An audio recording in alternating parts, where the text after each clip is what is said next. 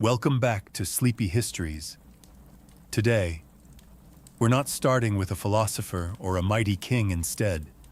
We venture into something far trickier and far more perilous. The confusing world of dating in the Middle Ages. Because believe it or not, finding love in a time of plagues, dowries and chaperones was somehow even more awkward than texting someone what you doing at 2 a.m. From courtly love songs to marriage by livestock negotiation, medieval romance was less about butterflies and more about land rights. So before you get comfortable, take a moment to like the video and subscribe. But only if you genuinely enjoy what I do here. And let me know in the comments where you're tuning in from and what time it is for you. It's always fascinating to see who's joining us from around the world. Now dim the lights. Maybe turn on a fan for that soft background hum. And let's ease into tonight's journey together. So, you're standing in a medieval village, or maybe a chilly stone castle, wondering how to find love. Maybe strike up a conversation, compliment someone's hose, ask if they come here often. Nope, that's not how any of this works. If you're in the Middle Ages, dating, in the modern sense, doesn't really exist. You don't flirt, text, or go for long walks to see where it goes. Instead, your parents, or your lord, or your abbot, are already deciding who you'll marry, when, and how many cows it will take to seal the deal. If you're a noble, you've probably been betrothed since before your voice dropped. You and your future spouse might meet for the first time on your wedding day. And yes, that's just as uncomfortable as it sounds. The whole thing is about land, titles, and family alliances, not compatibility, or how good they are at lute solos. If you're a peasant, things are slightly less formal, but only slightly. Your family still has a strong say, and love isn't really part of the discussion. Maybe your parents know a nice girl whose family owns a productive goat. Maybe they admire a boy who can thatch a roof without falling off. Boom, you're courting now. Lucky you. It's not that people in the Middle Ages don't feel romantic. They do. It's just not the priority. The goal is survival, inheritance, and social stability. Falling in love before marriage, that's risky. Falling in love outside of marriage, that's scandalous. Either way, it's frowned upon. Unless you're a character in a case, go wild. And yet, you dream. Maybe you write a little verse on a scrap of parchment. Maybe you sneak a glance across the market. Maybe, just maybe, you fall for someone who wasn't pre-approved by your family's livestock appraiser. But for now, you wait. You obey. You try not to fall for the miller's apprentice. Because in this world, love might be the goal of, but marriage is the work of parents, priests, and politics. So you think someone's cute. Maybe it's the way they balance a basket of onions on their head. Maybe it's the confident way they beat mud off a rug. Your medieval heart skips a beat. But steady yourself, because in this world, romance doesn't bloom without a balance sheet. Before you even think about courtship, you'd better ask, what do I bring to the table? And if your answer is a charming personality, you might want to sit down. If you're a young man, you'll need land, or livestock, or tools, or a roof that doesn't leak too much. Love letters are nice, but nothing says husband material like 2 healthy oxen and a roof that can survive a mild storm. If your father has already promised the best goat to your brother, well, you might want to consider the priesthood. If you're a young woman, your family needs a dowry. That could be coin, clothing, or a suspiciously generous number of geese. Doesn't matter how witty you are, if your family can't pay up. You're likely to spend a long time perfecting your embroidery alone. Now let's say you actually like someone who makes your calloused heart flutter. You lock eyes at the well. There's a spark. It's romantic. It's poetic. It's completely irrelevant. Because unless your families are on equal financial footing, you might as well fall in love with a cloud. If you're noble, It gets worse. Your hand in marriage is tied to land, borders, and political favors. You're not just a person. You're a walking treaty. Congratulations. Even peasants aren't safe. Marriage is practical. You don't marry for butterflies. You marry because your pig pen borders someone else's wheat field. You dream of passion. You settle for irrigation rights. And yet, you try. Maybe you offer a small gift. A carved spoon, a handful of berries, or your finest slightly cracked mug. Maybe they smile, maybe they don't. But the truth remains. In medieval dating, economics is and love is just a bonus you hope your spouse develops eventually. So let's say you're not a peasant worrying about pigs or a noble dealing with treaties. Let's say you're a knight. Shiny armor, big horse, questionable poetry skills. What's your love life like?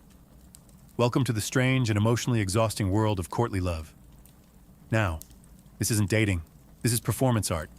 Courtly love was a noble pastime, part flirting, part spiritual suffering, and entirely impractical.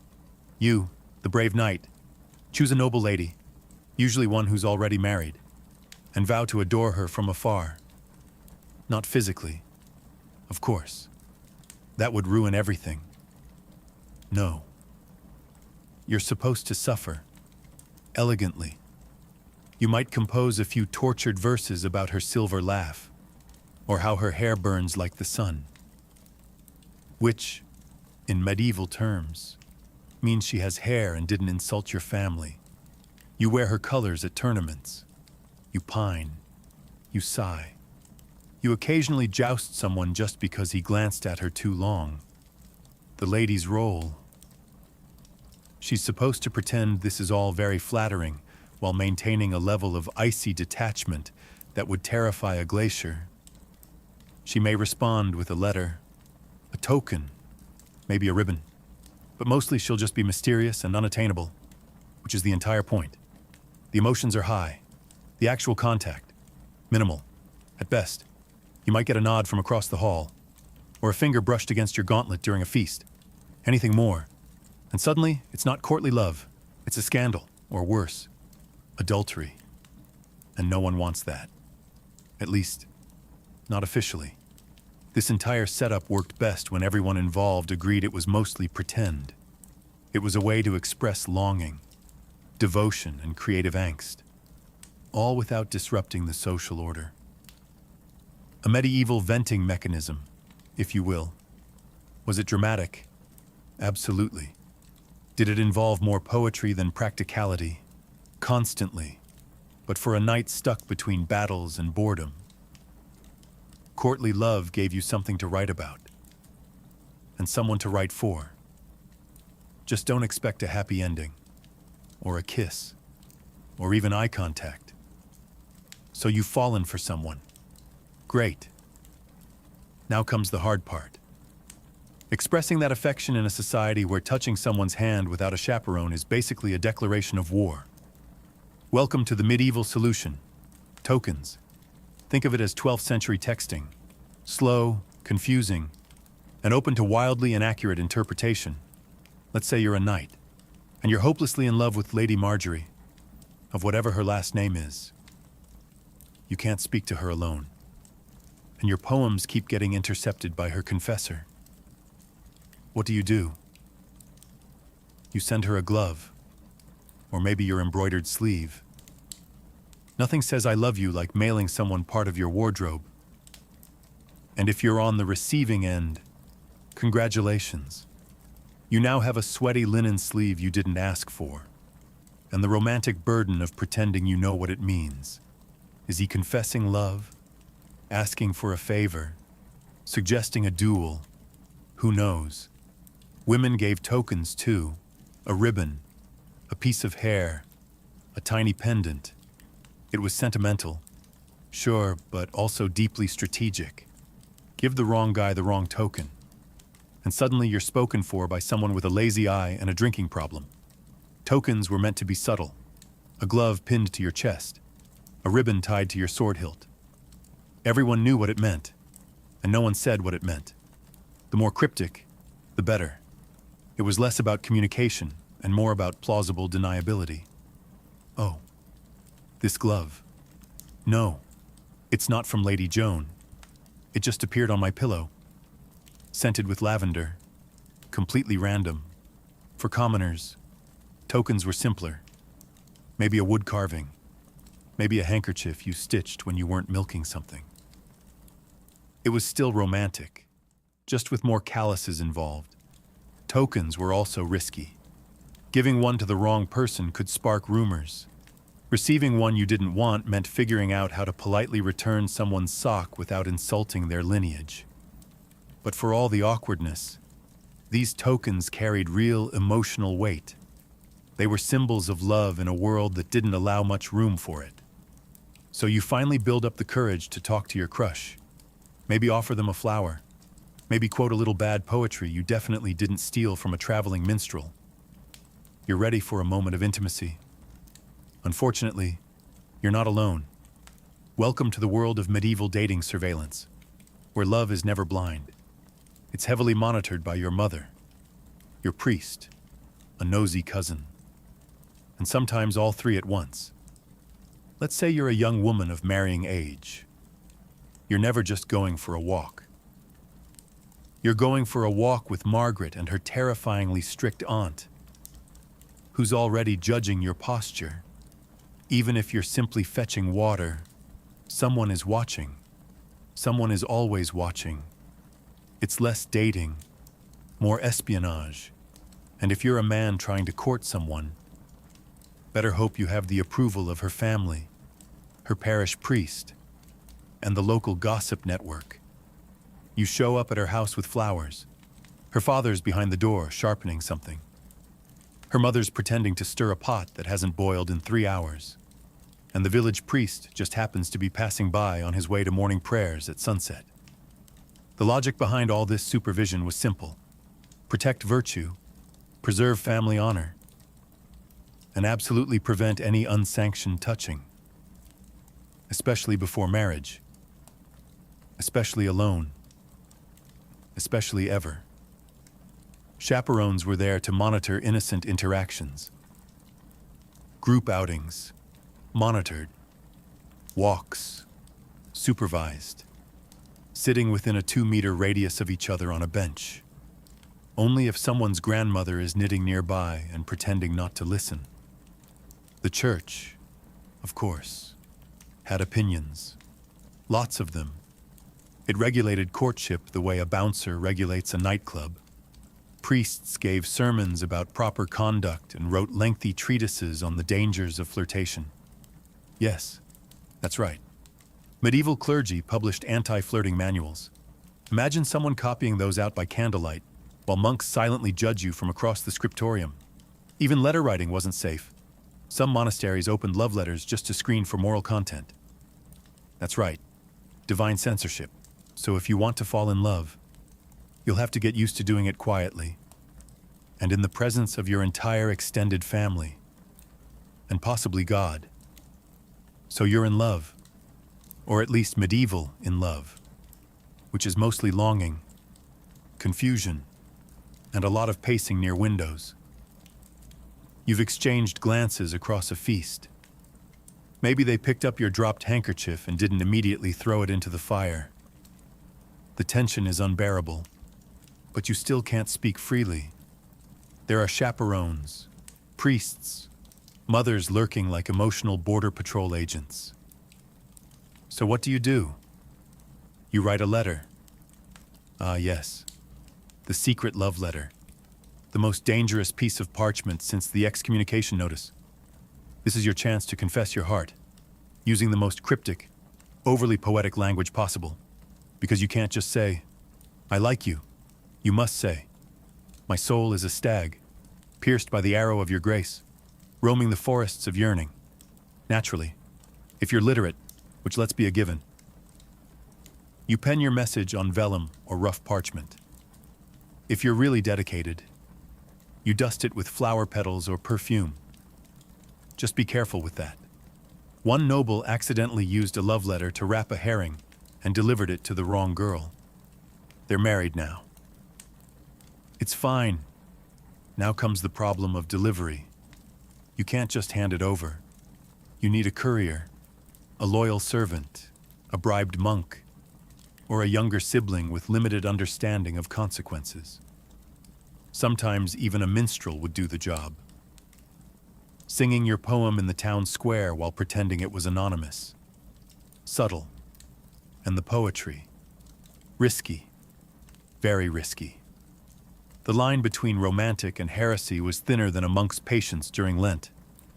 If your metaphor even hinted at anything physical, you might find yourself confessing to both lust and literary exaggeration. But despite all the rules, people did write. Some letters survived. Some poems were copied and passed around like forbidden fruit, in a world of rigid roles and constant supervision. A folded scrap of words could feel revolutionary. So you write. You risk it. You press your trembling hand to the parchment and say everything you can't say aloud. Just don't sign it too clearly. You want romance, not a church trial. Finally, a break, a feast day, a harvest festival, a maypole dance. In short, a rare moment when your life isn't just work, prayer, and pretending you're not interested in the blacksmith's daughter. Today, you're allowed to flirt. Sort of. As long as no one sees, or everyone sees, but pretends not to. Welcome to medieval festivals, where romance blooms under the watchful eyes of everyone you've ever met. And 3 chickens. Festivals were one of the few socially approved moments when men and women could mingle, laugh, and, dare we say, make eye contact. There's music, there's ale, there's someone wearing a flower crown with dangerous confidence. You've never seen so many people not pretending to be miserable. If you're a peasant, you might try to impress your crush by winning the sack race, catching a greased pig, or juggling 3 stale rolls of bread. Nothing says, I'm available, like falling off a hay bale with dignity. Dancing was your best shot at actual physical contact. The rules were rigid, but a well-timed spin or a not-quite accidental hand graze could say more than any poem. The maypole dance, for example, was basically a giant excuse for coordinated flirtation wrapped in ribbons and plausible deniability. And if you're noble, your version of flirting at a festival involved less hay and more poetry. You might compose a verse on the spot, compare your lady's eyes to twin candles or other glowing things, and offer a trinket, hopefully not one that was clearly made by your servant 5 minutes earlier. Food helped too. Offer your beloved a meat pie or share a honey cake.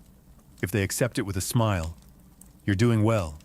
If they hand it to their dog, start over with someone else. But remember, everything you do, someone is watching. A parent, a priest, a bard with a big mouth.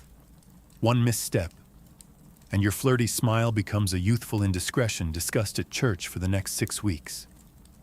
Still, for a few hours you can pretend. Pretend you're in a world where love isn't a transaction, where laughter isn't suspicious, and where dancing in public doesn't end in penance. Let's say you're not a knight, a noble, or a bard with a lute and excessive feelings. You're a regular villager. You wake up with the cows, go to bed with the chickens, and spend most of your day ankle-deep in mud. You're not looking for a poetic soulmate. You're looking for someone who can milk a goat without emotional drama. Welcome to peasant courtship, where romance is practical, gestures are modest, and chemistry means we can survive winter together. In your world, dating is less about long conversations and more about shared tasks. You notice someone you like because they work hard, don't complain much, and have a decent set of teeth. That's it. That's the whole checklist. You're not picky. You're realistic. You don't need fireworks. You need someone who can gut a fish and maybe doesn't snore too loudly. So how do you show interest? You give gifts, small, useful things, a basket of eggs, a bundle of firewood, a good turnip, and if you're feeling bold, maybe a woven ribbon or a carved spoon.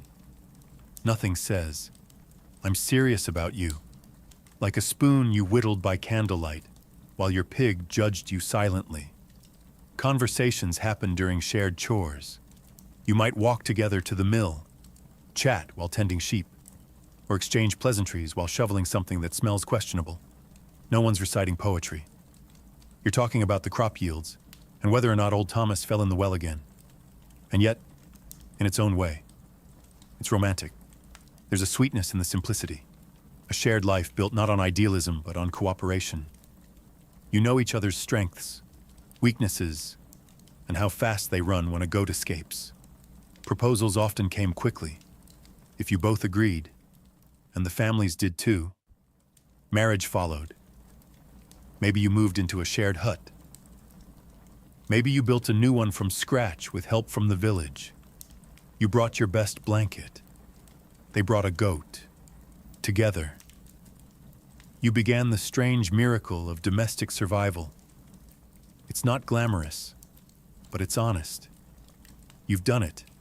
You found someone who can cook, clean, tolerate your family, and doesn't visibly recoil at the sight of your feet. True love. Right.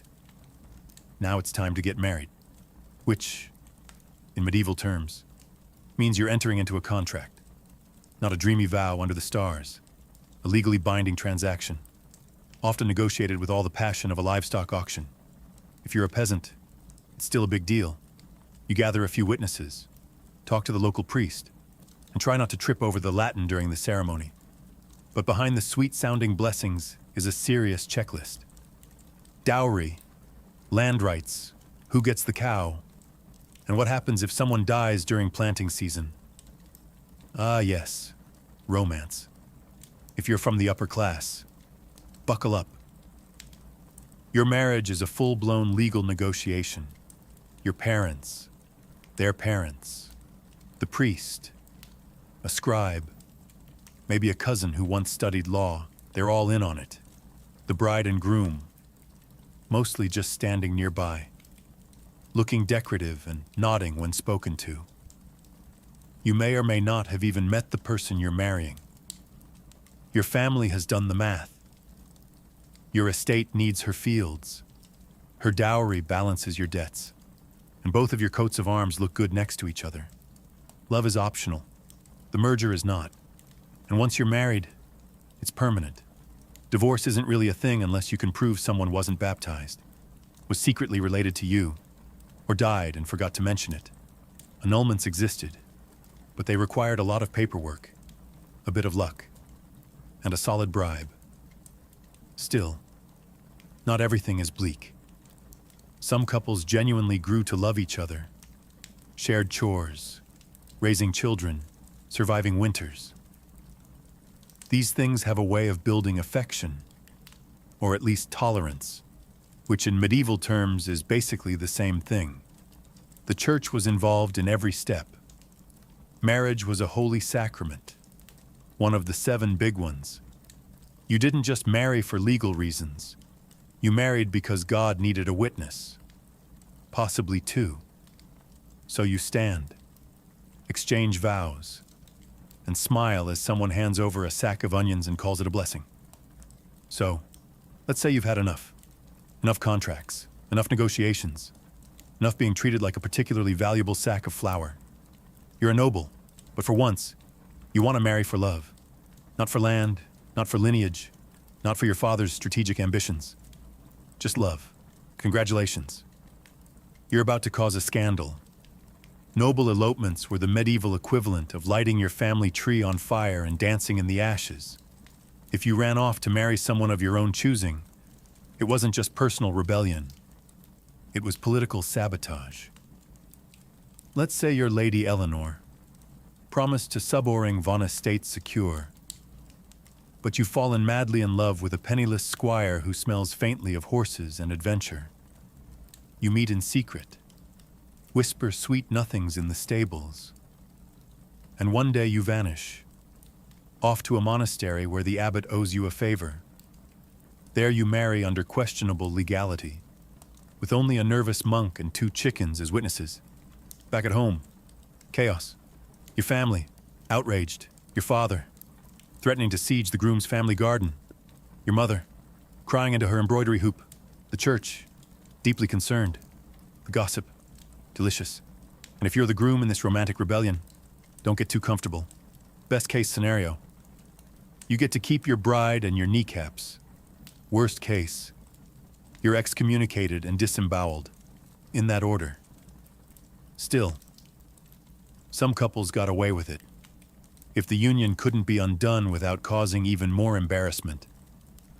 Families sometimes just sighed and moved on. After all, what's done is done, and at least nobody died. Hopefully. In rare cases, these scandals became legends. Songs were written, poems composed, stories whispered at banquets. 2 nobles who chose love over duty, practically mythological. And yes, most noble marriages were transactional.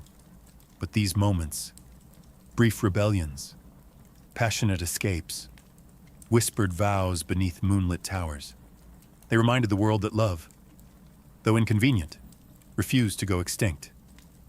So if you ever feel dramatic for swiping left or turning down a second date, just remember, at least your love life doesn't involve secret weddings, angry barons, and a horse tied to a ladder outside your window. Ah, marriage. That beautiful union of 2 souls, and their respective financial portfolios. Because in the Middle Ages, love was nice, but a dowry. Now that was truly romantic. Let's say you're a bride. You're not just getting married, you're being launched, like a small dowry-equipped economic vessel. Your family prepares your dowry, money, livestock, land, linens, a cow or 2, depending on how lovable they think you are, and maybe even a set of pewter dishes if they're feeling generous. These offerings go to your future husband, who accepts you and your portable wealth with open arms and a mental calculator. Now flip the scenario. In some cultures or regions, it's not the bride's family giving the goods, it's the bride price. The groom pays her family for the honor of marrying her, effectively saying, here's a horse, a cloak, and 3 pigs. Now give me your daughter. Medieval romance at its finest. The point is, someone is paying someone. You're getting married, and there is absolutely a receipt involved. These exchanges weren't just about wealth. They were about status, expectations, and public statements. A large dowry might indicate a bride came from a prestigious family. A stingy one might suggest they were trying to offload her quickly, possibly due to suspicious personality traits or a habit of talking back. You, as the bride, didn't usually get to keep your dowry. It became part of the household economy, managed by your husband, guarded by the law, and hopefully not gambled away on dice and ale within the first month of marriage. If the marriage ended through death, annulment, or your husband wandering off to join a monastery after midlife regret, your dowry could theoretically be returned, but retrieving it was often harder than pulling a sword from a stone. You'd need support, legal backing, and ideally someone who could read. Meanwhile, the bride price, if paid, was like buying a rare goat. Expensive up front and no refunds. It compensated the bride's family for the loss of her labor. After all, who's going to milk the sheep now? So while love was occasionally in the mix, money was always at the altar. So you didn't go the marriage route. Maybe you were the second son, or your dowry was suspiciously small, or you just really liked chanting. Either way, you've joined a monastery or convent. Congratulations. You've now taken a vow of poverty, chastity, and an aggressive disinterest in romance. And yet, here you are, in a stone cloister surrounded by silence, candle smoke, and Brother Anselm's unexpectedly soulful eyes. Yes, even behind monastery walls. Forbidden love found a way. To be clear, falling in love in a religious order was deeply discouraged. Like, you might get whipped, exiled, or lectured by someone with a Latin name. Discouraged. You've sworn to give your heart entirely to God, which means giving it to literally no one else. But hearts are unruly, and sometimes prayers start sounding a lot like love poems. Maybe it starts with innocent tasks, passing each other bread in the refectory, whispering during vespers, laughing a little too hard when someone drops a hymnal. Before you know it, you're tucking extra cheese into Sister Beatrice's satchel and questioning everything. Some monks and nuns wrote passionate letters, disguised, of course, as theological musings. Your soul is a shining light in the darkness of my contemplation sounds holy, unless you read between the lines, and many did. There were, inevitably, scandals, secret meetings in the herb garden, midnight confessions that weren't strictly sacramental, and the occasional gasp-worthy discovery of a nun with a suspiciously round belly. The punishment, usually harsh, exile, public penance, or being reassigned to some far-off abbey known mostly for sheep and silence. Still, not all stories ended in disgrace. Some lovers escaped. A few even got married after being defrocked. Most, though, returned to their cloisters, red-faced and redevoted, swearing that the whole thing was just an overzealous theological debate. Because, in the end, monastic life was about discipline. But humans are humans, even in robes, even in silence. And sometimes a quiet glance across the chapel was more thrilling than any tournament or courtly poem. You did it. You got married. There was a priest, a pig roast, and someone spilled mead on your mother's only nice cloak. But now it's been a few months, or years, and something feels off. Maybe your spouse snores like a dying lute. Maybe they forgot to mention their chronic gambling problem. Or maybe you just realized that marrying for land and sheep doesn't automatically result in romantic bliss. Either way, welcome to the world of medieval marital disappointment. Now, don't go reaching for the divorce papers, because they don't exist. At least, not in any form you'd recognize. Marriage was a sacred and unbreakable bond, approved by the church, sealed by God, and enforced by public shame. You could try for an annulment, but you'd need a very good reason. We don't get along doesn't cut it. You'd have to prove that one of you was underage, already married, too closely related, which happened disturbingly often, or, best case scenario, never consummated the marriage, which meant someone had to confirm that fact, in writing, possibly under oath. Good luck. If you're a noble, it gets messier. Your marriage wasn't just personal, it was political. Trying to escape it could start a feud, ignite a scandal, or launch a minor war. Best to just quietly resent each other and attend separate feasts. So what do unhappy couples do? Mostly, they just endure. You sleep in different beds. You sigh dramatically at dinner. You pour your feelings into embroidery, or that one really angry psalm. Passive aggression becomes your love language. Of course. Affairs happened, usually quietly, sometimes spectacularly. Nobles had secret lovers.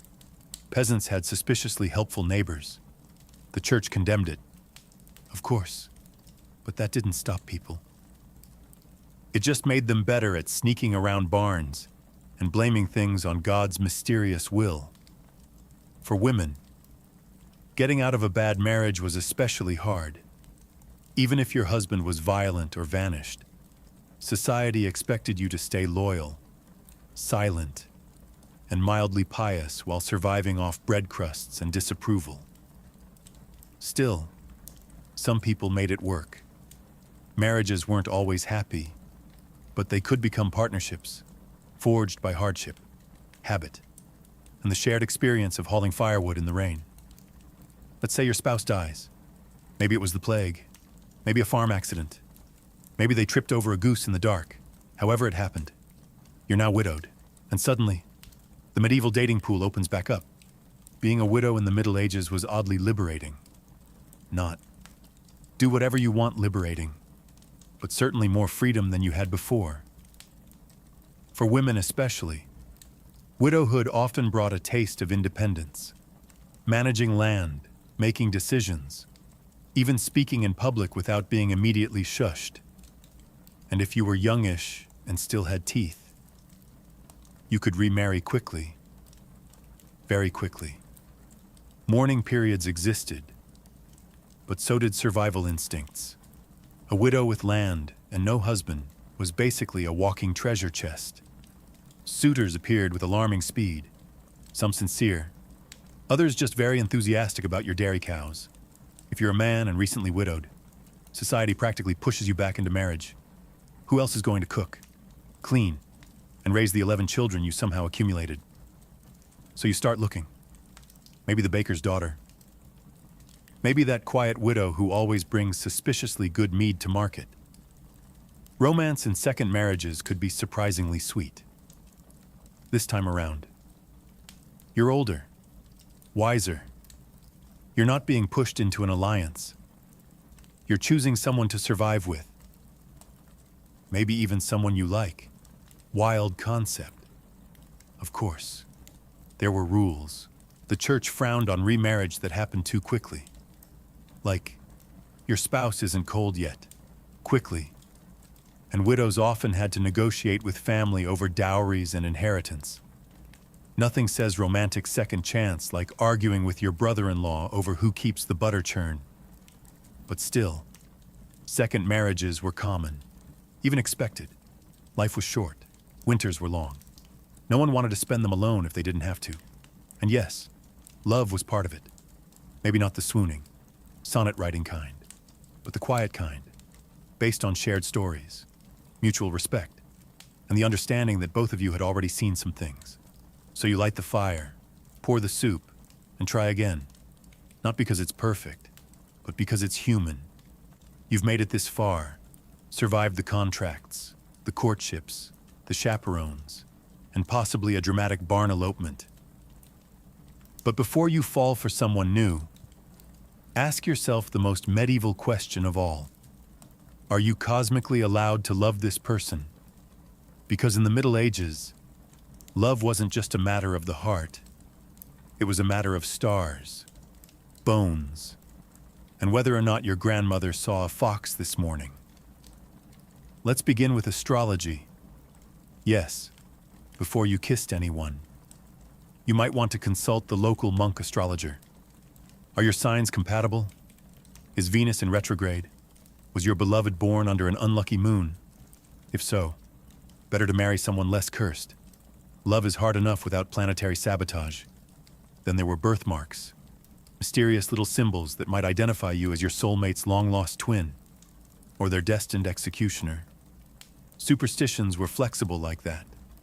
But the church had its own checklist. You couldn't marry your cousin, or your second cousin, or your fourth cousin twice removed unless you had special permission, which the wealthy often bought because loopholes. So before things got serious, you'd probably need to draw a family tree and then quietly erase parts of it. Social status also mattered, deeply. A noble could not fall in love with a peasant without it being declared either a miracle or a moral failing. Cross-class romance was rare, scandalous, and only acceptable if it later became a tragic folk song. And then there were the omens. If a raven flew overhead while you were thinking about someone, bad sign. If you dropped bread at dinner while glancing at your crush, forget it. That's a cursed union. Someone might bury a charm under your doorstep to protect you from improper suitors, or to sabotage your chances. Either worked. Love in this world wasn't just personal. It was mystical. Everyone had an opinion. The stars, the saints, the weather, and that one woman in the woods who definitely wasn't a witch, except she probably was. But despite all the rules, signs, and whispered warnings, people still loved. Clumsily, bravely, often against advice, because medieval or not, the heart remains wonderfully disobedient. You've probably heard of Alexander the Great, maybe even Julius Caesar. But have you ever heard of the woman who allegedly chopped off the head of Cyrus the Great and dunked it in blood? Her name was Tamaris, and she didn't rule from a throne gilded in gold or within high-walled cities. No, her court was the open sky, her army was the wind, and her power came not from titles, but from pure, unshakable authority. She was queen of the Masajt, a confederation of nomadic tribes who roamed the steppes of Central Asia. Think horse archers, tattooed warriors, ritual feasts, and battlefield justice. Tamiris didn't inherit her power from a pampered courtier system. She rose through grit, leadership, and possibly a healthy dose of don't mess with me energy. Her people were tough, accustomed to harsh winters, long migrations, and enemies on every side. But even among such people, she stood out. She was a warrior, a lawgiver, and a ruler in her own right. No husband overshadowed her. No brother guided her hand.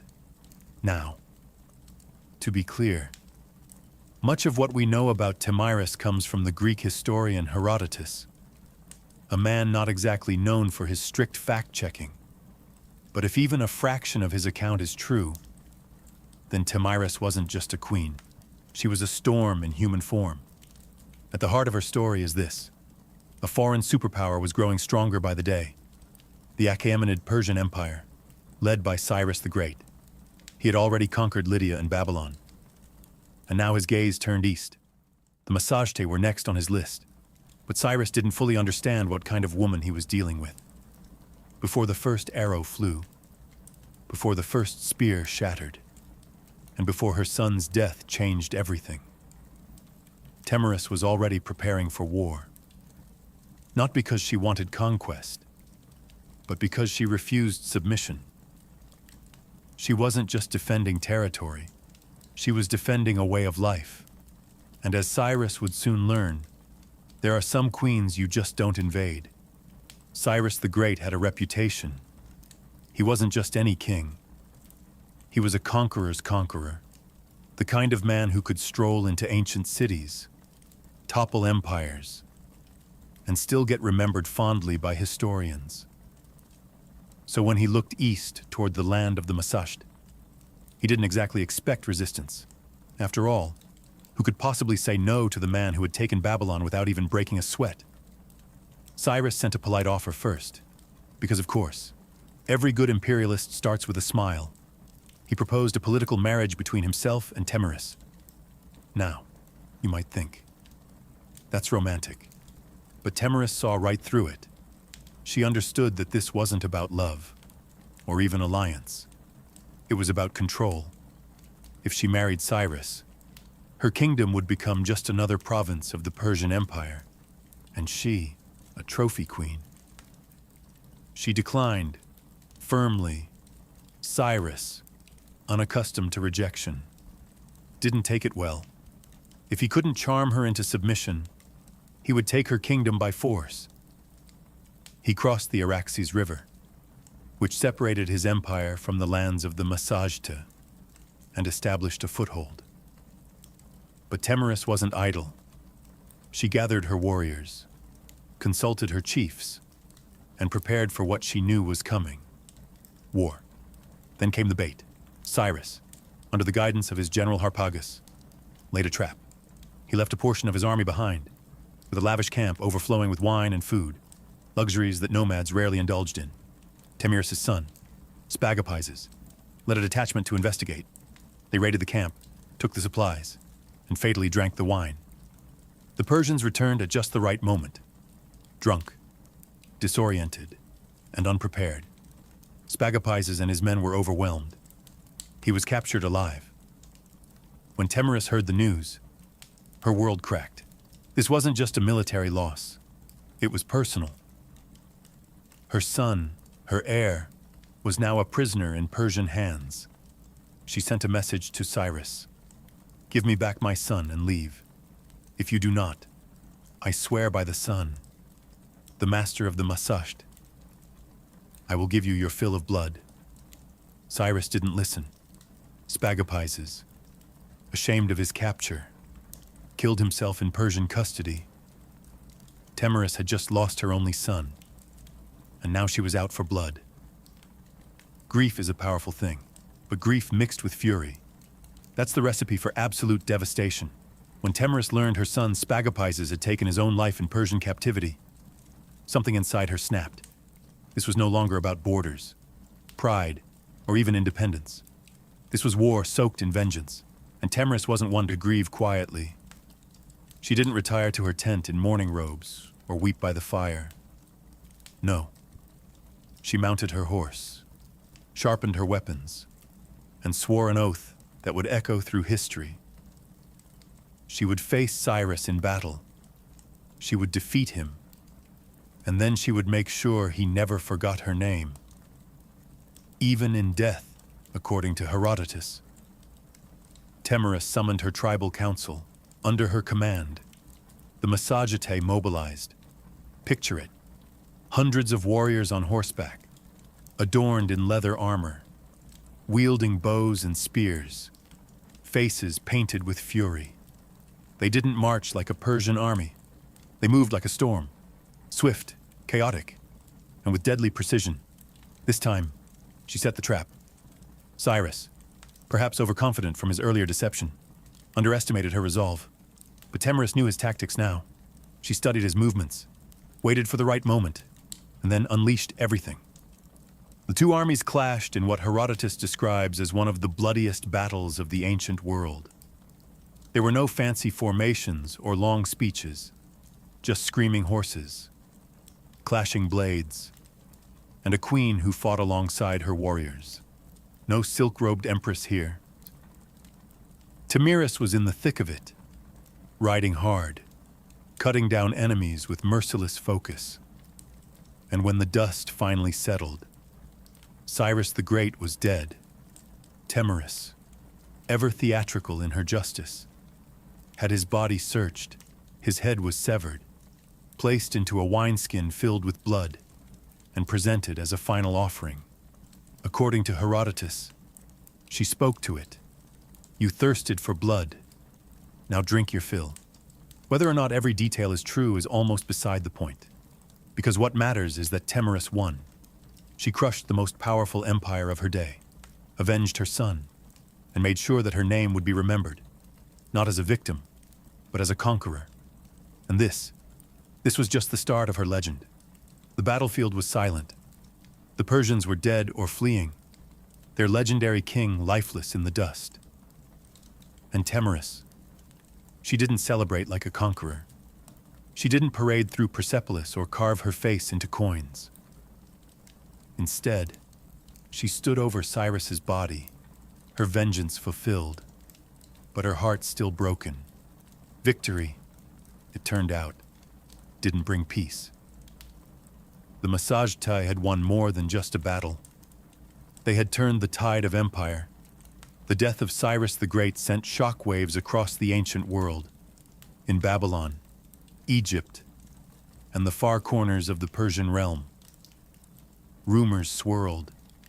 The unstoppable king had fallen, not at the hands of another great empire, but by a nomadic queen who had no throne, no palace, just fury, grit, and a cavalry of warriors who would ride into hell for her.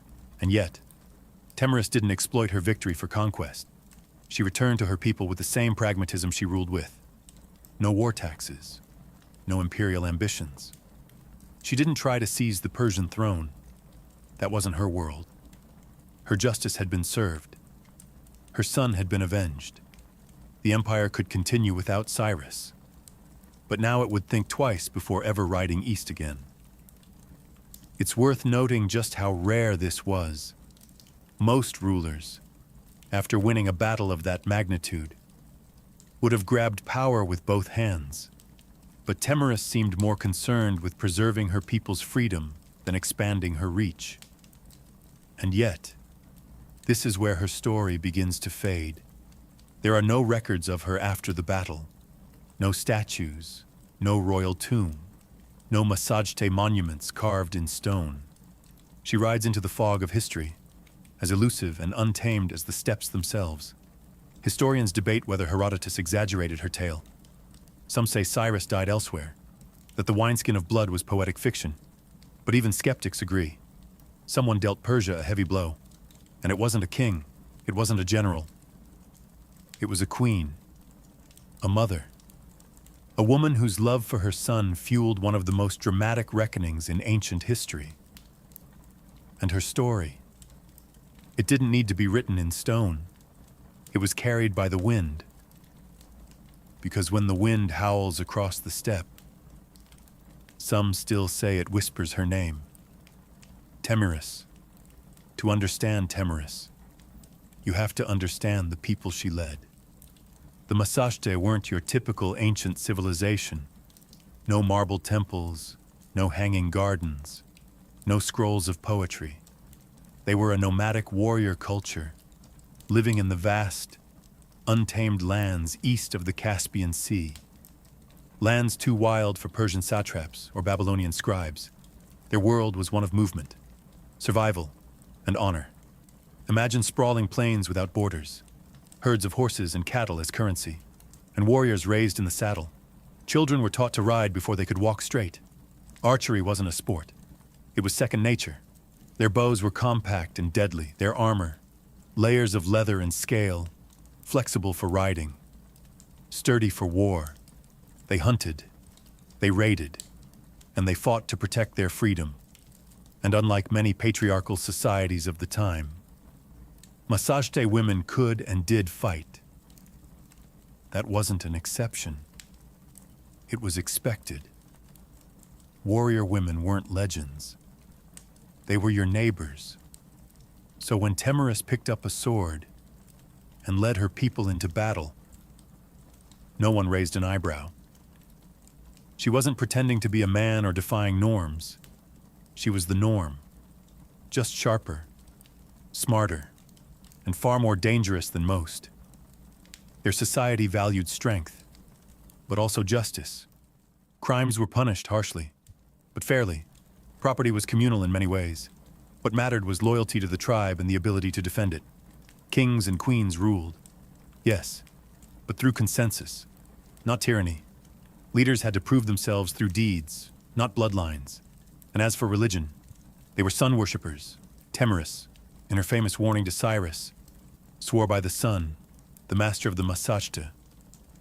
The sun was life, light, and justice, the divine judge of all oaths. To break one's word was to spit in the face of the heavens. In short, Temiris wasn't some anomaly. She was the ideal embodiment of her people. Fierce, principled, proud. She didn't rise to power in spite of being a woman. She rose because she was exactly the kind of leader the Massagetes revered. While the Persians had bureaucracy, the Massagetes had freedom. And in one brutal, history-defining clash, that freedom held its ground. Because when you come from a land where wind never stops, and the sky is your only ceiling, submission is simply not an option. You know what's strange? Everything we know about Temiris, her battle with Cyrus, her son's death, the wineskin full of blood, it all comes from one man, Herodotus. Now, Herodotus is often called the father of history, which sounds great until you realize he's also the father of hearsay, myth, and dramatic flair. The man loved a good story. And if that story involved divine omens, gory revenge, or queens shoving heads into blood, well, even better.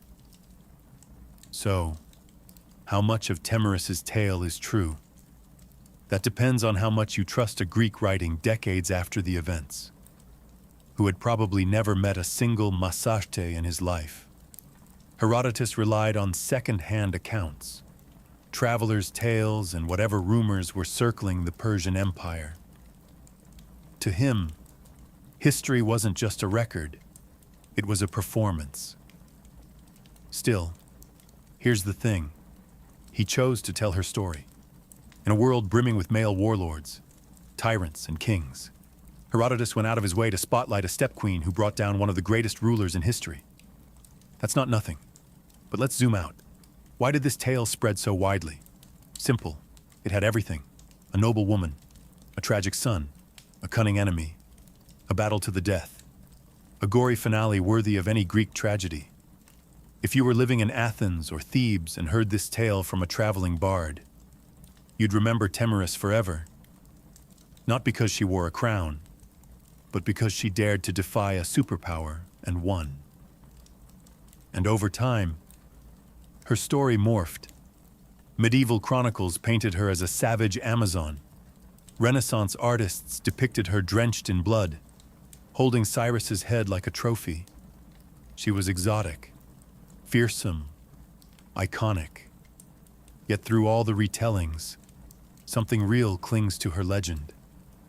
Maybe not the exact dialogue, maybe not the wineskin, but the bones of the story.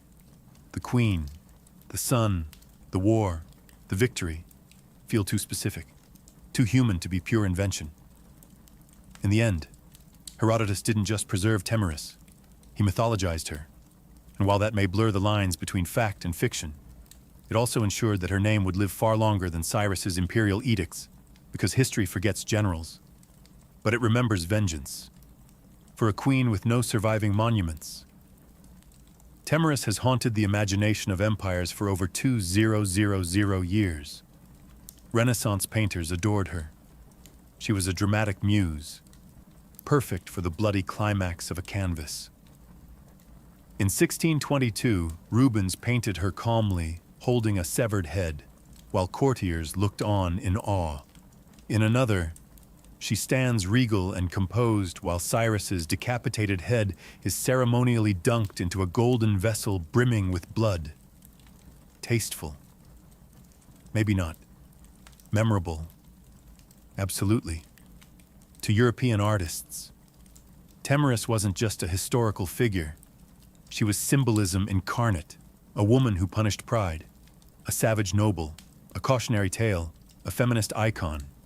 Depending on who was holding the brush, she could represent the righteous fury of a mother, the barbarism of the East, or the wisdom of a ruler who refused to be bought. Writers loved her too. In the 18th and 19th centuries, she appeared in plays, novels, and philosophical tracts. Enlightenment thinkers debated whether she was proof that women could govern wisely, or a reminder of what happens when emotions rule leadership. Either way, she stayed in print, but oddly enough, her own people left no records. The Masajta faded from history, absorbed or erased by later nomadic cultures.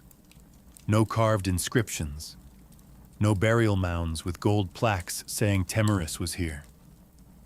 Her memory survived entirely through outsiders' eyes, and yet she kept reappearing. In Soviet-era Central Asia, Temaris was reclaimed as a symbol of resistance against imperialism. Statues of her were erected in Kazakhstan and Turkmenistan. Modern scholars re-evaluated her not as a bloodthirsty barbarian, but as a legitimate head of state, a woman who ruled, led armies, and negotiated from a position of strength. She has appeared in everything from documentaries to video games. In one moment, she's a playable leader in a strategy game. In the next, she's being analyzed in academic journals on gender and power. That's range. And here's the strange part. We still don't even know what she looked like. No coins, no busts, no carvings. But we know what she stood for. Strength, vengeance, autonomy, legacy. In a world that forgets queens who behave, Temaris is remembered because she did not. She didn't ask to be part of history's art gallery. She kicked the door down and posed for the bloodiest portrait ever painted. Temaris wasn't the first woman to lead warriors into battle, and she certainly wasn't the last. But history tends to treat women like her as exceptions, isolated flashes of power in a man's world. The truth, Temaris was part of a long, often overlooked lineage of women who ruled through the sword. Let's rewind a bit. Before Temaris, there was Shamuramat, the Assyrian queen who may have inspired the mythical Semiramis, builder of cities, slayer of rebels, around the same era. The Scythians, cultural cousins of the Massagetae, had female warriors buried with weapons, their skeletons showing clear signs of battle injuries. These weren't ceremonial roles. These women fought, bled, and died on horseback. And after Temiris came more. Boudica, the Celtic queen who led a fiery revolt against the Roman Empire in the 1st century CE, is often compared to her. Like Temiris, Boudica's war was sparked by personal loss. Her daughters were assaulted, her land seized. Her response: she burned Roman settlements to ash. The parallels are uncanny. Grief, vengeance, and an empire too arrogant to see what was coming. There's also Zenobia, queen of Palmyra, who in the 3rd century CE defied Rome itself and carved out her own mini-empire in the east. She minted coins with her face. She declared independence. She made the emperor come to her. What binds all these women together, Temiris included, isn't just power, it's audacity. They led in eras that pretended leadership belonged to men. They wielded authority not as caretakers or stand-ins, but as strategists, generals, and rulers. And while many male leaders were praised for their conquests, these women were often labeled dangerous, unnatural, savage. Why? Because they won. Temiris wasn't an outlier. She was part of a global, centuries-long pattern of women who rose in times of crisis and made kings bleed. Her story, preserved by Greek pens and modern imagination, reminds us that female leadership wasn't rare. It was just rarely recorded. So when you picture ancient warfare, don't just see helmets and beards. See a queen on horseback, bow in hand, blood in her eyes, and understand. Temiris wasn't alone. She was just one of the few they couldn't erase. Temiris never built a palace. She didn't leave behind golden inscriptions or dynastic walls. There's no great tomb, no preserved armor, no marble bust in a museum, and yet, she endures. In many ways, her legacy is a paradox. Her entire story hinges on a handful of paragraphs from Herodotus. Biased, embellished, possibly fictional, but those words planted a seed that refused to die. For over 2 millennia, her name has resurfaced, again and again, in times when the world needed to remember that power doesn't always wear a crown or a beard. She's been reimagined through so many lenses. To Renaissance Europe, she was the noble savage, a warning to tyrants. To modern Central Asia, she became a folk hero, a symbol of resistance and national pride, especially in countries still reckoning with colonial and imperial pasts. Statues of her rise from plazas in Kazakhstan. Children learn her name in schoolbooks. Politicians quote her when invoking strength and independence. But beyond symbolism and myth, there's something undeniably human about her story. It's about a mother who lost her son. It's about a leader forced to choose between surrender and survival. It's about a person who, when cornered by one of the greatest powers the world had ever seen, chose to fight and won. In a world that often erases the names of warrior women, Tamiris persists like a blade buried just beneath the surface, always ready to be unearthed by a new generation, hungry for stories of untamed defiance. She reminds us that history isn't just kings and empires. It's also mothers and queens, grief and revenge, dirt and blood. It's the silent moments after battle. When a woman stands alone in a field littered with corpses, knowing she has changed the course of the world, but will never be fully believed. And that might be her greatest legacy. The refusal to be forgotten. No statues, no problem. Her name still rides on the wind of the steppes. Her story still makes emperors look mortal. And her legend still whispers the warning. Come for me, and you'll drink your fill of blood. So the next time you hear of a great king's downfall, remember, sometimes the final blow comes not from a rival empire, but from a queen on horseback.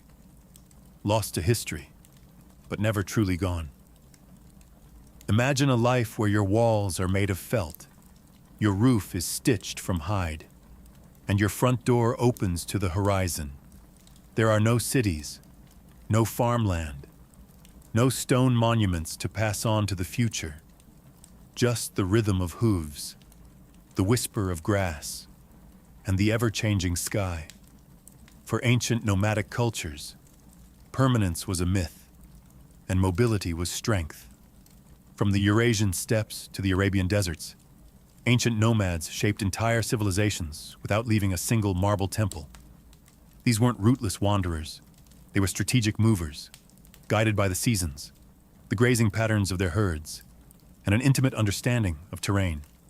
Their homes were yurts, tents, or wheeled wagons, foldable fortresses designed for life on the move. Cattle, sheep, goats, and most of all, horses, were the pillars of nomadic life.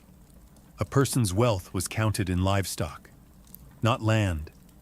Horses were more than tools. They were companions, weapons, and status symbols. To ride well was to survive. To ride best was to rule. But being mobile didn't mean being disorganized. Nomadic societies had complex social structures. Power usually flowed through clans and tribes, with leadership often based on merit and influence rather than strict heredity. A chief or khan might rise through tactical brilliance, oratory skill, or sheer charisma. Loyalty was personal, earned in campfire councils and on wind-scoured battlefields, and far from being isolated from the world. Nomads were its connective tissue. They moved silk from China, spices from India, silver from Persia, and slaves from Europe. Nomadic caravans and traders were the original transcontinental couriers, long before empires caught on. And when trade broke down, they raided, swift, strategic, and terrifyingly efficient. Their history wasn't written in stone. It was sung, recited, and remembered. Elders passed down legends and laws through oral tradition.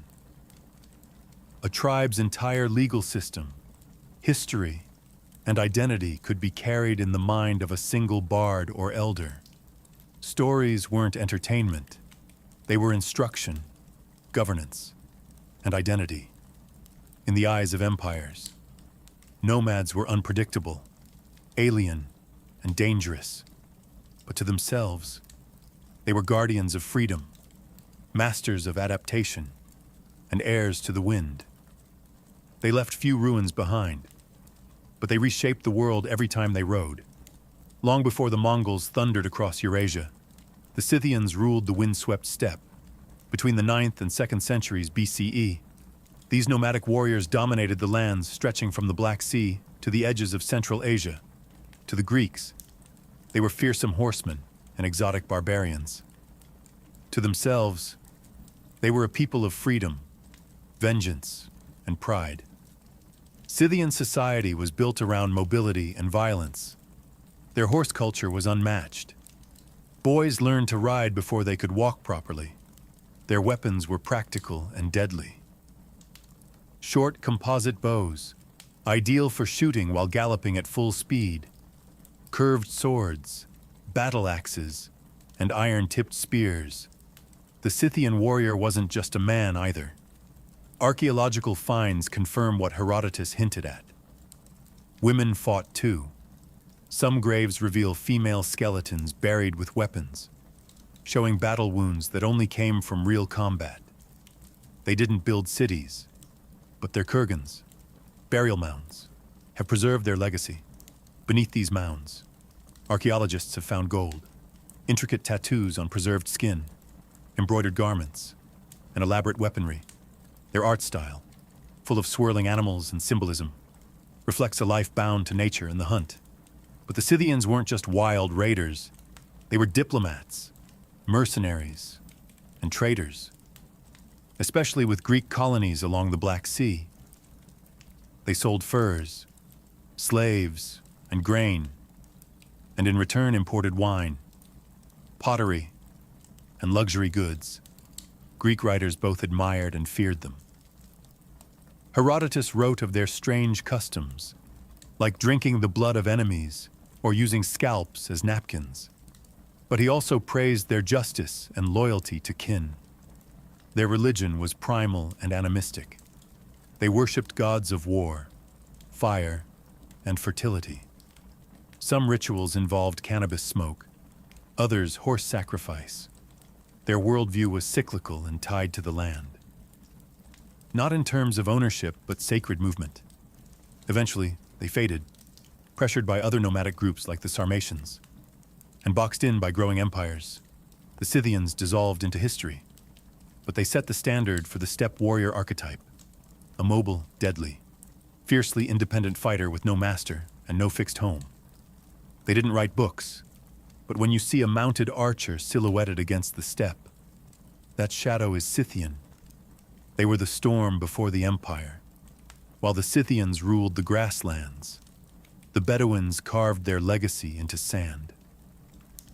Originating in the vast deserts of the Arabian Peninsula, the Bedouin were not merely wanderers, they were engineers of survival, mastering some of the most inhospitable terrain on Earth. Unlike the mounted thunder of steppe nomads, the Bedouin life was quieter, more deliberate. It was built around the rhythms of the desert, drought and rainfall, grazing routes and the movements of stars. Their home was the black goat hair tent, or Beit el-Shah, portable, breathable, and easy to pack. Life moved with the camels, known as the ships of the desert. Camels were transport, food, clothing, and currency all at once. The Bedouin were famed for their tribal structure. Everything revolved around the clan. Loyalty to kin came before all else. Honor or sharaf wasn't just a word. It was the social glue. A single insult could start a blood feud. But generosity to guests' karam was just as sacred. A stranger could expect food, water, and protection for 3 days. No questions asked. Their warfare was rooted in the raid, or gazu, fast. Strategic attacks designed to capture goods and livestock without unnecessary bloodshed. Battle wasn't about mass slaughter. It was about survival, prestige, and honor. A successful raid elevated a man's status. A failed one could stain a tribe's reputation for generations. But Bedouin life wasn't all conflict and sandstorms. It was rich in oral tradition. Poets were warriors of words. Their verses preserved history, shamed enemies, and praised heroes. Poetry was passed from memory to memory, often performed in song-like cadence around the fire. Some poems became tribal lore. Others became legacy. Trade caravans also passed through Bedouin lands. These tribesmen served as guides, protectors, and sometimes smugglers, moving goods like incense, spices, and silk from southern Arabia to the Levant and beyond. They knew every oasis, every star path. Their knowledge was legendary and expensive. Though many Bedouins later integrated into cities and empires, they maintained a fierce sense of identity. Even today, the black tent and tribal codes remain symbols of Bedouin pride. They weren't just survivors of the desert. They were its soul. No nomadic people have ever reshaped the world quite like the Mongols. In the 13th century, these steppe riders erupted out of the plains of Mongolia and carved out the largest contiguous land empire in history. But their roots were no different than the other nomadic cultures they followed. Mobile, clan-based, and fiercely adaptive. Life on the Mongolian steppe was brutal and demanding. The Mongols lived in gurs, circular felt tents that could be assembled in under an hour and packed onto a cart the next morning. Their herds, horses, yaks, goats, sustained them, and their children were raised in the saddle. Riding was a skill learned before literacy. In fact, most Mongols couldn't read, but they didn't need to. Their knowledge was encoded in songs, proverbs, and memory. What made the Mongols different was how they weaponized mobility. Under Genghis Khan, tribal divisions were shattered and reorganized into a new merit-based system. Loyalty to tribe was replaced by loyalty to the Khan. And with that, the world changed. Mongol warfare was a ballet of speed and deception. Their horse archers could fire accurately at full gallop, fake retreats to lure enemies and travel over 100 miles a day. But they weren't just raiders. They were strategists. They used scouts, spies, signal flags, and psychological warfare with terrifying precision. Once they began conquering cities, they adapted quickly. Siege engineers from China and Persia joined their ranks. The Mongols learned how to build catapults, flaming arrows, and battering rams, and used them with chilling efficiency. But here's the twist. They weren't just destroyers. The Mongol Empire connected the world in ways never seen before. They revived and protected the Silk Road, ensuring safe passage from China to Europe. Goods, ideas, and even diseases like the Black Death traveled their vast network. They introduced paper currency, passport systems, and religious tolerance across their realm. A Muslim merchant, a Christian priest, and a Buddhist monk could all travel safely under Mongol rule, as long as they didn't rebel. And yet they remained nomads at heart. Even as they governed empires, Mongol rulers still returned to their tents, their herds, and the open steppe. They conquered cities, but never truly belonged to them, because no matter how high they climbed, they always rode with the wind at their backs, to the sedentary empires. Nomads were either useful or dangerous, and sometimes both at the same time. But to nomads, the line between trade and raid was negotiable.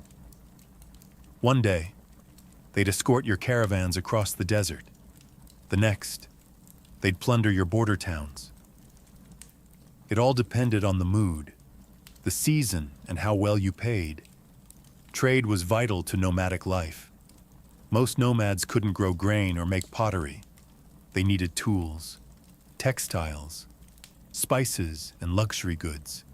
In exchange, they offered livestock, furs, leather, salt, and exotic items like falcons or rare horses.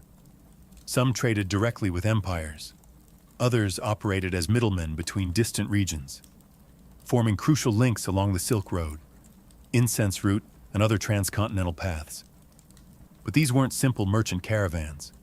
They were armed convoys, ready to defend themselves or attack. Depending on the situation, a tribal leader might negotiate with a border governor one week, then raid his storehouses the next. Empires called this treachery. Nomads called it options. The Scythians, for example, traded grain and gold to Greek cities along the Black Sea. But if a city tried to cheat them, they burned it. The Bedouins protected incense and spice caravans across Arabia. Unless someone failed to pay protection fees, then the camels changed direction. The Mongols under Genghis Khan initially tried peaceful trade with the Khwarezmian Empire. But when their merchants were executed, they responded by annihilating entire cities. To the nomadic mind, trade was personal and political. It wasn't just business. It was a reflection of respect. If a sedentary kingdom treated the nomads as equals, commerce thrived. If they disrespected them, the punishment was swift, and usually on horseback. This tension gave rise to a strange relationship. Border economies, towns and cities on the edge of nomadic zones often became hybrid spaces. Half military outpost, half market. Governors bribed chieftains. Tribes traded news, horses, and intelligence. Sometimes marriages were arranged to seal fragile peace. This dance between trade and raid wasn't a flaw in nomadic life. It was a feature. It allowed them to negotiate power without occupying territory, to influence empires without building them, and to remain fluid in a world that worshipped walls. They didn't need to conquer cities. They just needed cities to keep watching the horizon. In a world without libraries, scrolls, or printing presses, how do you preserve your history? For nomadic cultures, The answer was simple and incredibly powerful. You remember it. Oral tradition wasn't just a storytelling tool for ancient nomads. It was their library, courtroom, constitution, and mythos all rolled into one. From the Scythian grasslands to the Mongol plains and the Bedouin deserts, memory was sacred, and the tongue was sharper than the sword. Elders were more than old men and women. They were archives in human form. They knew lineages stretching back a dozen generations, war stories that shaped tribal identity, and proverbs that guided decisions in peace and battle alike. These weren't campfire tales told for amusement. These were lessons, warnings, and laws. Among the Bedouins, poetry was king. A well-crafted verse could shame an enemy, honor a fallen warrior, or settle a dispute. Poets, or sha'ir, were advisors to tribal leaders, remembered more clearly than many chiefs. Their words could ignite war or stop it cold, and their memory, flawless. Entire epics were passed down word for word, generation after generation. The Mongols were no different. The great work known as the Secret History of the Mongols was first preserved orally, only written down later. It tells not just the rise of Genghis Khan, but the cultural values of loyalty, fate, revenge, and ambition that defined their world.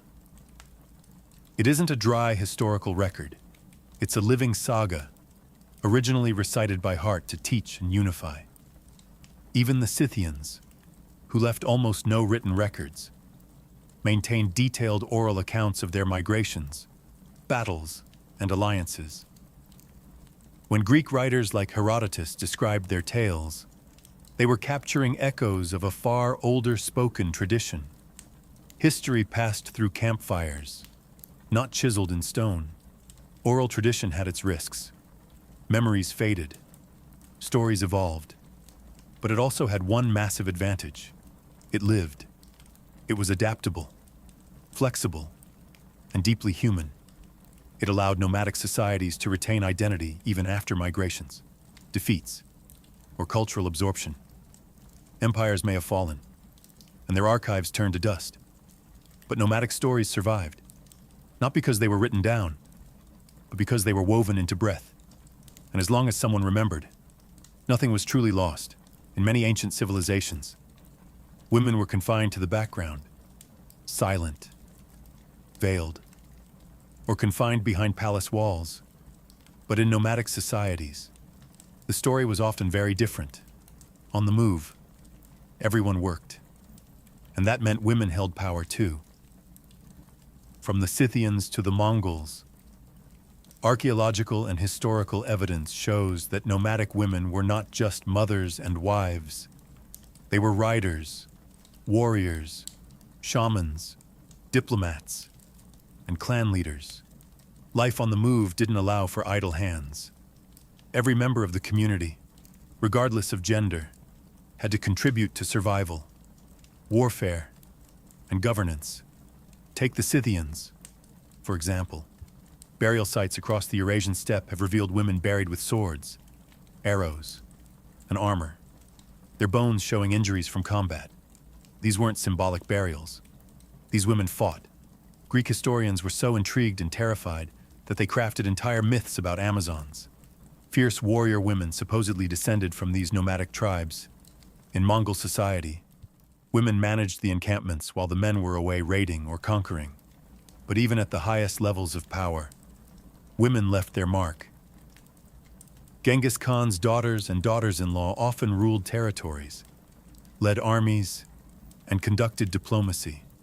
One of the most powerful women in Mongol history, Sorgag Tani Beki, was a strategist and kingmaker who raised emperors and brokered alliances among the Bedouins. Women had fewer public leadership roles but still wielded influence through poetry, family alliances, and the sacred traditions of hospitality. A woman's tent was her domain. Her ability to manage resources, uphold honor, and raise future warriors made her a central figure in tribal life. In some tribes, women could initiate divorce, control property, and even own camels, the ultimate symbol of wealth and survival. Religion also gave nomadic women spiritual authority. In various Turkic and Siberian steppe cultures, female shamans played crucial roles as healers, spirit guides, and keepers of ancestral wisdom. They weren't fringe mystics. They were respected pillars of the community. In short, mobility created necessity, and necessity gave rise to equality, at least more than what was seen in most empires of the time. The unpredictable nature of nomadic life demanded flexibility. If a man fell in battle, a woman stepped up without ceremony, without asking permission. In these windswept societies, a woman could be the hand that rocked the cradle and the hand that drew the bow. For nomadic peoples, spirituality was not tied to temples or sacred buildings. It was woven into the land, the sky, and the journey itself. When your life is in constant motion, your gods ride with you. Nomadic belief systems were typically animistic and nature-based, rooted in the cycles of the seasons, the behavior of animals, and the rhythms of survival.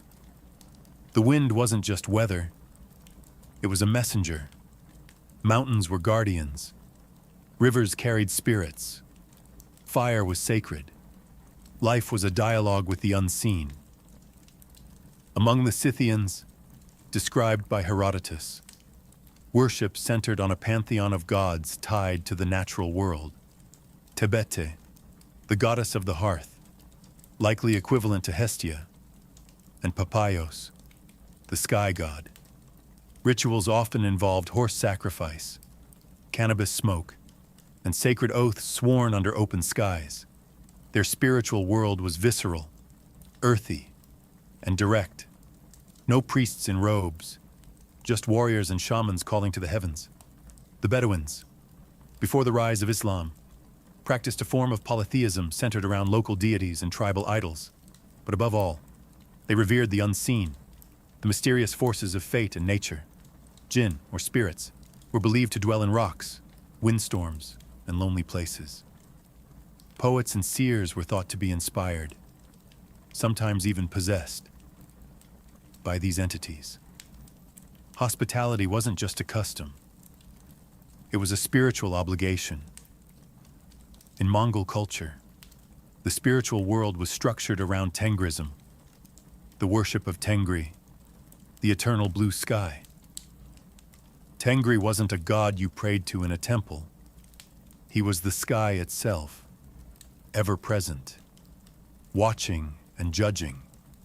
Genghis Khan claimed his right to rule came from Tengri. Mongols also revered earth spirits, ancestral ghosts, and the sacred fire in the center of every tent. Shamanism played a vital role. Shamans were healers, spirit guides, and political advisors. The beauty of nomadic spirituality was its adaptability. As nomads came into contact with Buddhists, Muslims, Christians, and others, they often blended these beliefs with their own. Mongol emperors patronized multiple religions at once. A Bedouin could follow Islamic law while still clinging to older, desert-rooted customs, whereas cities built temples to contain the divine. Nomads carried the sacred with them. Their gods moved, their rituals adapted, and their beliefs flowed like the rivers they crossed. Because to a nomad, faith didn't need four walls, just sky above, earth below, and memory in between. They didn't leave behind pyramids or cathedrals. You won't find their capitals on modern maps. And yet, the legacy of ancient nomadic cultures is written all over history. In the flow of trade, the scars of conquest, and even the languages we speak. Nomads were not historical footnotes. They were architects of disruption, reshaping entire continents through movement. The Silk Road. That wasn't just a route for silk and spices. It was a highway built by hooves, maintained by the diplomacy, muscle, and local knowledge of nomadic tribes. Without them, East and West might never have met. Empires feared them, and for good reason. The Scythians, Xiongnu, Turks, and Mongols all challenged the myth of urban superiority. Their victories exposed a fundamental truth. Mobility can outthink monuments. Where empires moved slowly, nomads adapted. When cities relied on walls, nomads relied on speed. But their influence wasn't only military. They acted as cultural bridges, carrying music, recipes, stories, and even religion from one world to another. Mongol rule brought Chinese printing technology to Persia. Arab Bedouin traditions shaped the early Islamic world, from language and law to poetry and honor codes. Turkic nomads laid the groundwork for the Ottoman Empire. The paths they rode became arteries of civilization. Even after their empires faded, their spirit endured. You can see it in modern horsemanship, in oral storytelling cultures, and in the values of kinship, resilience, and independence that still echo across the steppe, desert, and tundra. In many ways, they also serve as a warning. They remind us that no structure is permanent, not even the grandest empire. They proved that the wind could erase borders, and that power didn't need to be carved in stone to be real. Today, many nomadic peoples still exist, though fewer in number and often under pressure from modern borders, climate change, and urbanization. Yet their descendants carry traditions older than most nations: hospitality to strangers, reverence for animals, and stories that ride through generations like horses through fog. So when you study history, don't just look at the walls, the temples, the thrones. Look between them. That's where the nomads lived. And that's where history moved. In the mid-1800s, America was a country divided, not just by politics, but by terrain. The East bustled with cities, factories, and ports. The West was a wild expanse of mountains, deserts, and goldfields. And between them stretched over 700 miles of unforgiving wilderness. To journey from New York to California meant weeks on a ship around Cape Horn, or months in a wagon dodging disease, bandits, and dust. But the dream was there. A railroad that would tie the country together. Steel rail by steel rail. A direct line from coast to coast. Unthinkable to some. Inevitable to others. Visionaries believed it could unite the Republic, speed up communication, move armies, open new markets, and settle the untamed frontier. To build it, however, would require more than ambition. It would take money, labor, land, and political power. That last part came with the Civil War. In 1862, while the nation was tearing itself apart, Abraham Lincoln signed the Pacific Railway Act. The law authorized two railroad companies, the Union Pacific and the Central Pacific, to start building from opposite ends of the country. The Union Pacific would head west from Omaha, Nebraska. The Central Pacific would go east from Sacramento, California. They would meet in the middle to fuel the construction. The government offered massive land grants. For every mile of track laid, each company received up to 640 acres of public land and generous loans. The race was on, not just to unite the country, but to claim land, money, and history itself. On paper, it was a marvel of infrastructure. In reality, it was about to become one of the most grueling construction efforts in American history. Workers would blast through mountains, bridge vast plains, and brave bitter winters and scorching deserts. Thousands of immigrants and laborers would be brought in to do the work. The rewards would be monumental, but so would the human cost. And for the indigenous nations living on the land where the tracks would cut through like a scar, this was not progress. It was a warning. In 1862, the idea still sounded like a gamble, but within 7 years, two lines would meet in the Utah desert and change America forever. While the Union Pacific had the flat plains of Nebraska ahead of them, the Central Pacific faced a far more brutal challenge from the very start: the Sierra Nevada mountains. These weren't gentle hills. They were towering granite peaks prone to avalanches, snowdrifts, and backbreaking terrain. And this was before dynamite was even invented. Construction began in Sacramento in 1863, but the real wall stood just 80 miles east. The Sierras were a formidable barricade, and every mile of track laid felt like a war against nature itself. To conquer this obstacle, the Central Pacific needed labor, a lot of it. At first, they hired mostly Irish immigrants and white laborers, but many quit, unable or unwilling to face the grueling conditions. That's when the company turned to a new workforce: Chinese immigrants. By 1865, over 10,000 Chinese laborers were building the railroad, more than 80% of the Central Pacific's entire workforce.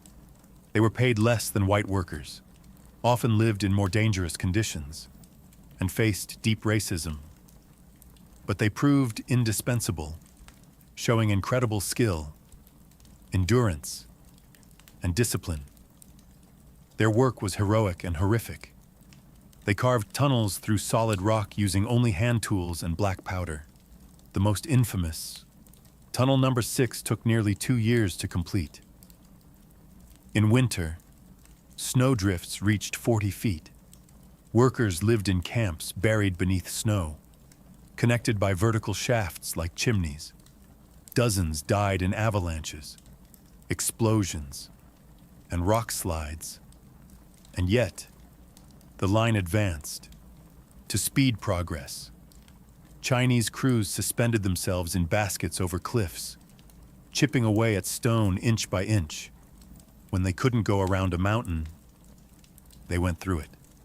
When they couldn't level terrain, they built wooden trestles that soared above ravines. It was some of the most dangerous and underappreciated labor in American history. Few records exist of individual Chinese workers. No statues were built for them at the time. But without their hands, the transcontinental dream would have died in the Sierras. By 1867, the Central Pacific finally emerged from the mountains. What lay ahead was desert, harsh, dry, and deadly, but flat. The worst was behind them. The race to the meeting point was truly on. While the Central Pacific was battling granite and snow in the west, the Union Pacific had its own gauntlet to run. Starting from Omaha, Nebraska, the company laid track westward through the Great Plains, a land that seemed endless, flat, and deceptively simple. But the challenge wasn't the geography. It was people, politics, and power.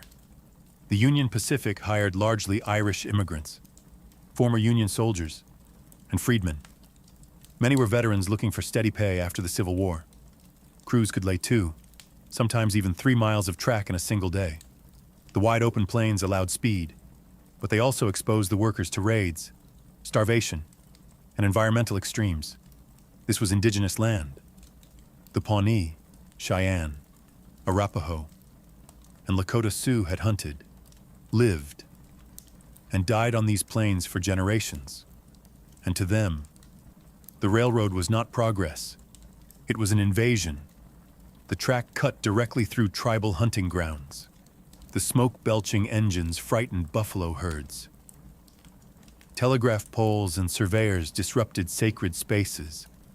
Tribes saw what was coming: settlers, soldiers, fences, and displacement.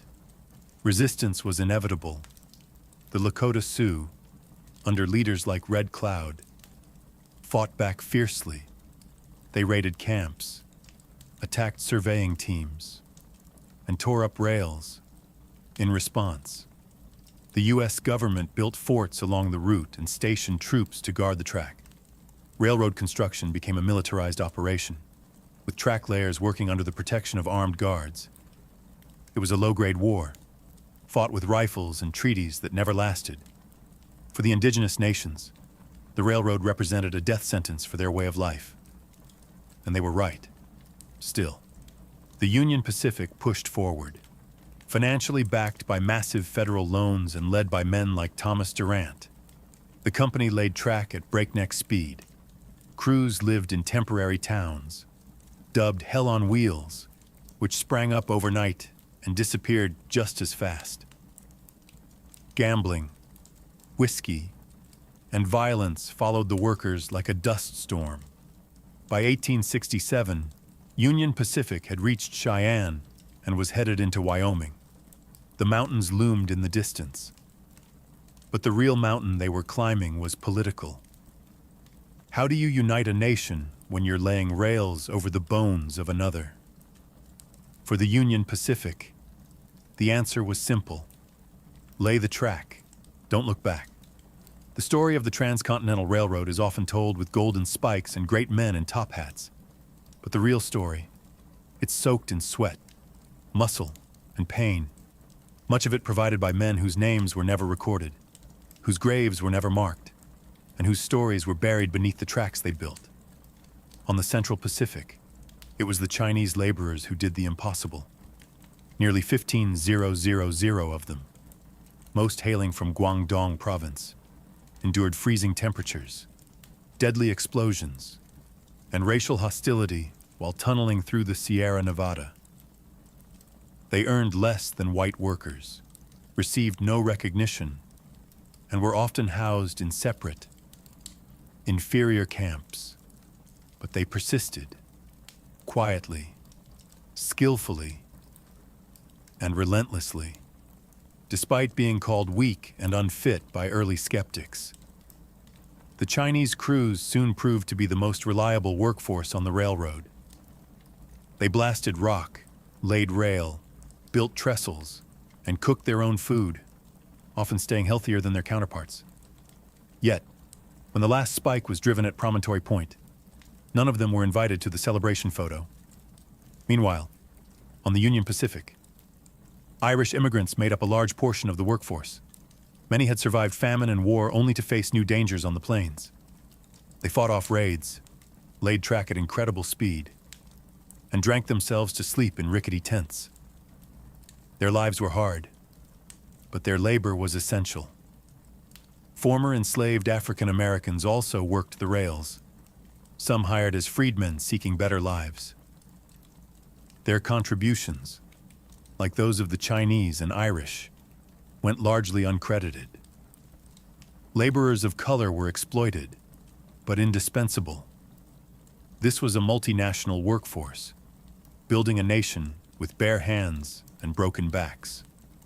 And then there were the cooks, blacksmiths, teamsters, and supply haulers, each playing a role in keeping the great machine of progress moving forward. None of them were executives, but without them, there'd be no golden spike. In the grand American myth, we tend to spotlight the visionaries and tycoons, but railroads weren't laid by dreams alone. They were laid by calloused hands, underpaid men, and marginalized workers, people who bent history with no guarantee they'd be remembered. They didn't build the railroad for glory. They built it to survive. By the late 1860s, the two railroad companies, the Union Pacific and the Central Pacific, were no longer just building tracks. They were locked in a frenzied competition, each racing toward an invisible meeting point somewhere in the Utah Territory. But this wasn't a gentleman's agreement. It was a war for land, money, and prestige. Why the urgency? Because of the way the government subsidies worked. For every mile of track completed, each company received federal land grants and hefty loans. The more track you built, the more profit you claimed. So naturally, both sides tried to outbuild the other, even laying parallel tracks in opposite directions, knowing full well that only one set would be used. It became absurd. Crews worked at breakneck speed, the Central Pacific, fresh off their victory over the Sierra Nevada, now blasted through the Nevada and Utah deserts. Meanwhile, the Union Pacific crossed rivers and high plains, skirting the edge of the Rocky Mountains. They even began laying track through areas they knew the government would eventually declare wasteful, just to secure funding. work intensified to near manic levels. The Central Pacific's Chinese crews set a world record in April 1869, 10 miles of track laid in a single day, a feat unmatched even today. They accomplished this using synchronized teams, rotating shifts, and a rhythm honed through years of labor. Union Pacific crews, not to be outdone, pushed hard from the east. Despite ongoing labor strikes, supply issues, and mismanagement from their financier, Thomas Durant, who was more interested in stock manipulation than railroad engineering. The two tracks finally neared each other at Promontory Summit in present-day Utah. Surveyors marked the site. Arrangements were made for a formal ceremony. Locomotives from both companies, Central Pacific's Jupiter and Union Pacific's numbers 119, were brought face to face. Cowcatcher to cowcatcher. Executives prepared speeches. A special golden spike was commissioned. Telegraph wires were hooked up to transmit the final hammer blows in real time across the country. But behind the celebration was the lingering reality. The race had been brutal, often reckless, and entirely driven by profit. The rails were now joined, but the scars they left behind on land, labor, and lives would remain for generations. Progress had a finish line, and both companies were willing to trample over anything to cross it. On May 10th, 1869, the windswept plains of Promontory Summit, Utah, became the center of the American universe. A crowd of workers, officials, journalists, and railroad executives gathered to witness the momentous event. The joining of the Union Pacific and Central Pacific Railroads, the completion of the Transcontinental Railroad. Two gleaming locomotives stood nose to nose on the finished track. The Central Pacific's Jupiter and the Union Pacific's numbered 119. Between them lay a final rail, and at its center, a golden spike, engraved with the words, "May God continue the unity of our country as this railroad unites the two great oceans of the world." Telegraph lines had been connected to the ceremonial hammer. Each blow would send an electric signal across the country. As Leland Stanford, representing the Central Pacific, raised the sledgehammer, Americans across the nation leaned in to listen. With each swing, the telegraph clicked. Done. Church bells rang. Cannons fired. Cities erupted in celebration. From New York to San Francisco, it was as if a national artery had been stitched together in real time. The East and West were no longer months apart. They were 7 days apart by rail. It was a stunning engineering achievement. The United States was now bound coast to coast by steel and steam. The symbolic significance couldn't be overstated. A young, post-Civil War nation had proven it could connect its fractured parts and march into a modern industrial era.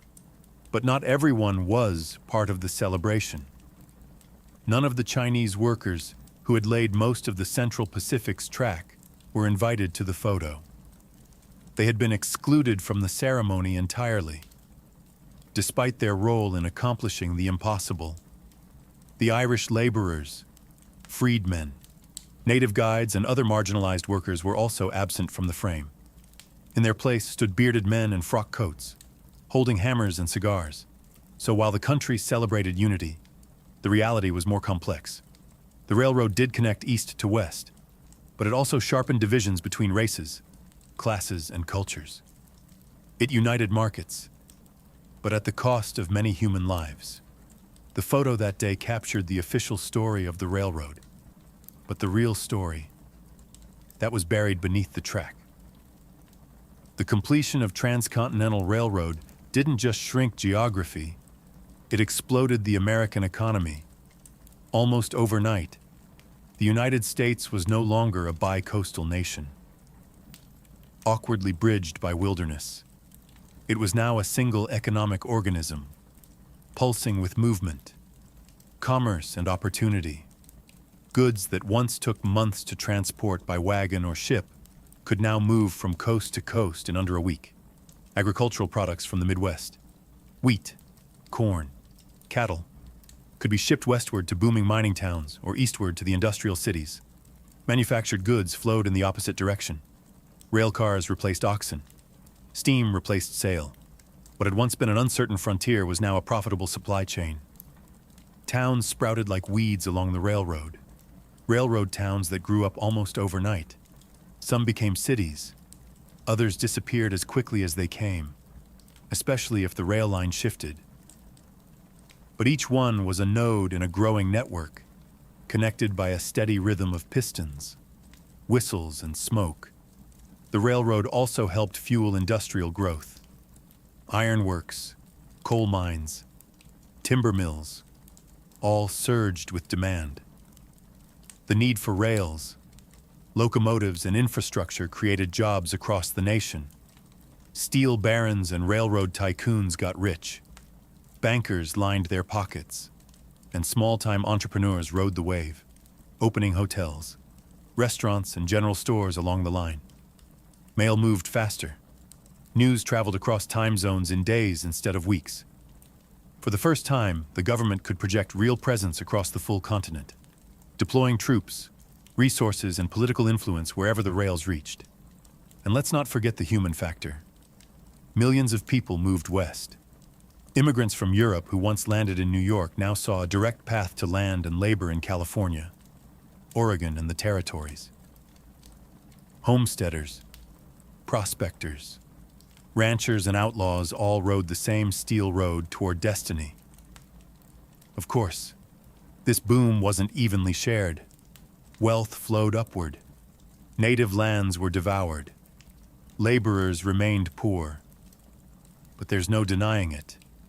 The railroad transformed the U.S. from a regional republic into a continental power.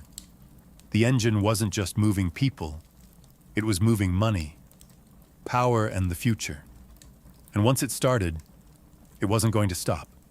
Beneath the polished steel and triumphant headlines of the Transcontinental Railroad lay a darker, more tragic legacy: the destruction of indigenous lands, lives, and cultures. The railroad didn't just connect east and west. It sliced through native homelands, carving out routes through territories held by the Lakota, Cheyenne, Shoshone, Ute, and many others. What had once been open plains and sacred ground was now divided by rails, telegraph poles, and fencing. With each spike driven, native sovereignty was eroded. The impact was immediate and brutal. Buffalo herds, central to plains tribes, economies, diets, and spirituality, were slaughtered en masse to clear the way for trains and settlers.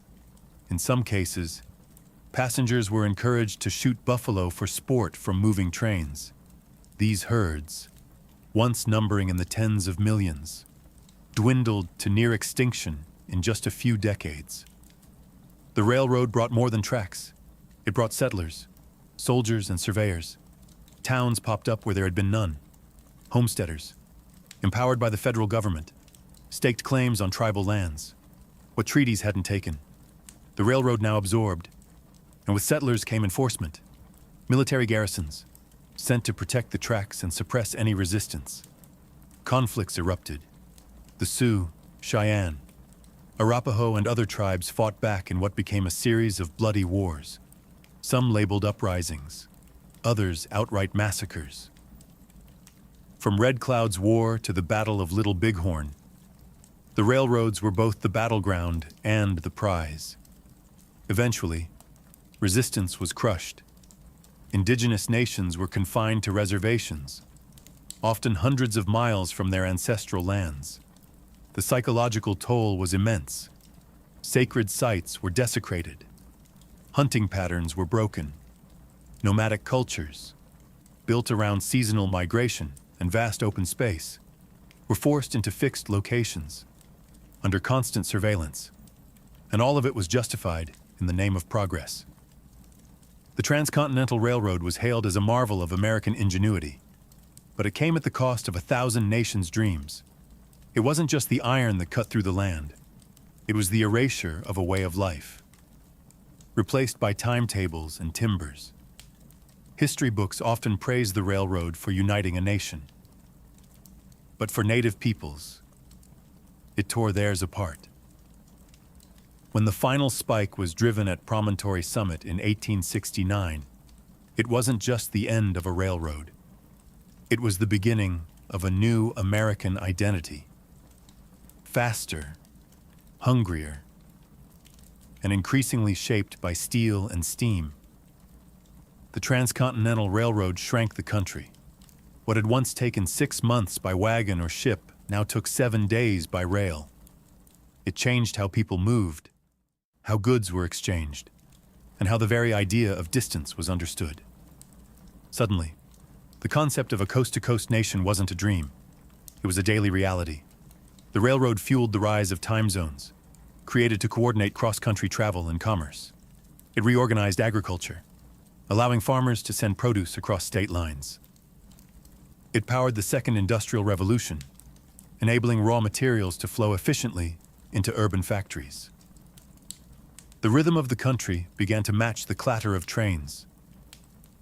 Culturally, the railroad reinforced a sense of manifest destiny, the belief that America was meant to span from Atlantic to Pacific. It made expansion feel not just possible, but inevitable, with rails stretching across deserts, mountains, and plains. There was no longer a wild frontier.